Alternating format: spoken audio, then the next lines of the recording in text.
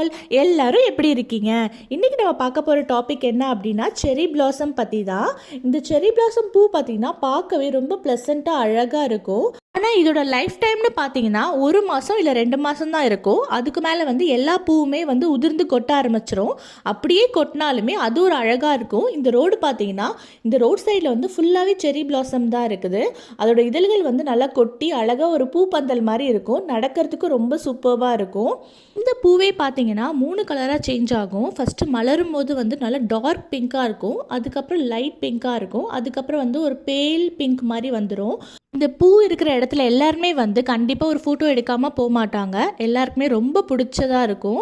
நடக்கிறதுக்குமே பார்த்திங்கன்னா இந்த மாதிரி அழகாக பூ கொட்டி இருக்க இடத்துல வந்து நம்ம வாக் பண்ணோம் அப்படின்னா நிறைய பேருக்கு வந்து அவங்க மைண்ட் வந்து ஒரு ரெஃப்ரெஷிங்காக ஃபீல் பண்ணுவாங்க. எனக்கும் அப்படி தான் இருந்தது.